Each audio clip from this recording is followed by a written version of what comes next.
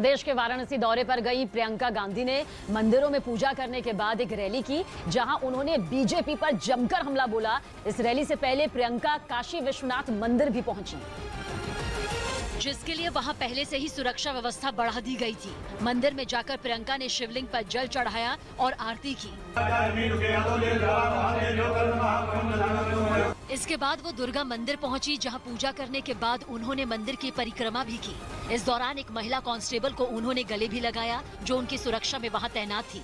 इसके बाद प्रियंका गांधी वाराणसी में ही किसान न्याय रैली को संबोधित करने पहुंची, जहां उन्होंने अपने भाषण की शुरुआत देवी मंत्र से की। या देवी सर्वभूतेषु शक्ति रूपेण संस्थिता, नमस्तस्यै नमस्तस्यै नमस्तस्यै नमो नमः। इसके बाद प्रियंका ने लखीमपुर घटना के साथ दूसरे कई मुद्दों पर बीजेपी को आड़े हाथ लिया। पुलिस और प्रशासन विपक्ष के नेताओं को रोकने में लगी थी। जब मैंने रात में वहां जाने की कोशिश की, तब हर सड़क पे पुलिस थी, मुझे रोकने की कोशिश की। प्रियंका के इन आरोपों पर पलटवार करने में बीजेपी ने भी देरी नहीं की। उत्तर प्रदेश के लोगों को इनके ऊपर विश्वास हो जाएगा। उत्तर प्रदेश के लोग तो ये कहेंगे कि तुम तो ठहरे परदेसी, साथ क्या निभाओगे। आज यहाँ पे रैली कर रहे हो, कल दिल्ली चले जाओगे।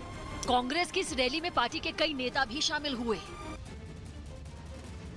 एक इंटरव्यू में केंद्रीय गृह मंत्री अमित शाह ने विरोधियों के आरोपों का जवाब दिया और उन्हें बेहतरीन श्रोता बताया। मैंने मोदी जी जैसा श्रोता देखा ही नहीं। किसी भी समस्या के लिए बैठक हो, कम से कम मोदी जी बोलते हैं, बहुत सब लोगों को धैर्यपूर्वक सुनते हैं और फिर उचित निर्णय लेते हैं। और छोटे से छोटे व्यक्ति के सुझाव की गुणवत्ता के आधार पर वो महत्व देते, व्यक्ति के आधार पर नहीं देते। तो ये कह देना कि वो निर्णय थोपने वाले नेता है, जरा भी सच नहीं है।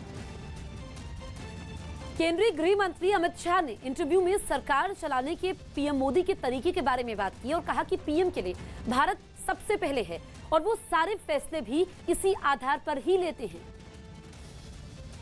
भारत प्रथम, इंडिया फर्स्ट, ये लक्ष्य लेकर वो चलते हैं और इसीलिए इसी में से दृढ़ राजनीतिक इच्छा शक्ति का निर्मित होती है।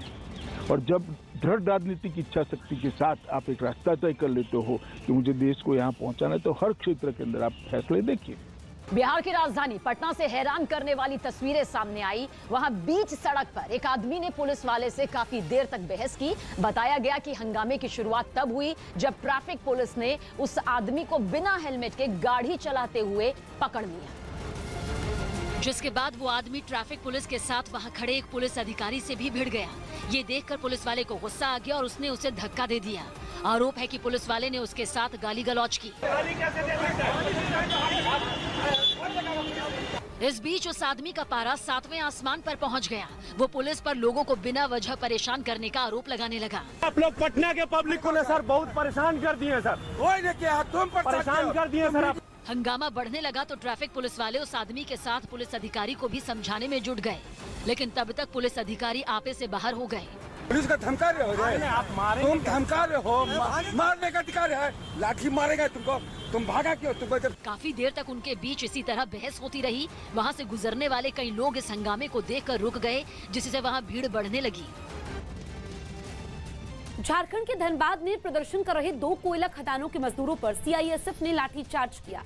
बताया गया कि ये लोग बीते 4 दिनों से बकाया वेतन के मुद्दे पर हड़ताल पर थे, जिन्हें समझाने की प्रशासन ने कोशिश की, मगर जब बात नहीं बनी तो उनकी हड़ताल खत्म करवाने के लिए सीआईएसएफ को लाठीचार्ज करना पड़ा। इस कार्रवाई से बचने के लिए मजदूर इधर उधर भागने लगे, जिन्हें पुलिस और सीआईएसएफ के जवानों ने दौड़ा कर पीटा।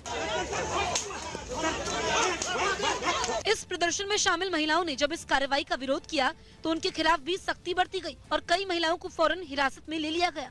हिरासत में लेने के बाद भी इन प्रदर्शनकारियों का गुस्सा कम नहीं हुआ।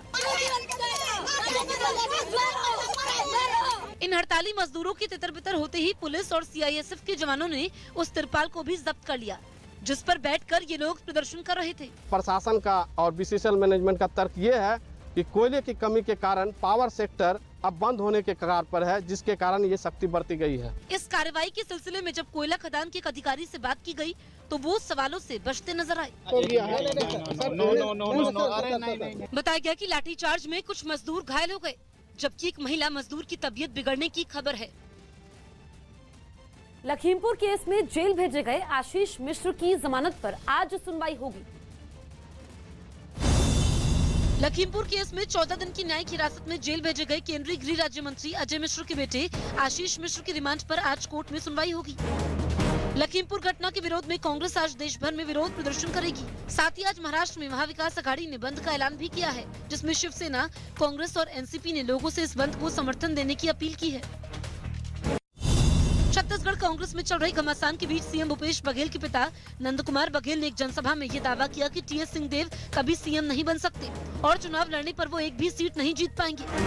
चेन्नई सुपर किंग्स आईपीएल 2021 के फाइनल में पहुंच गई है।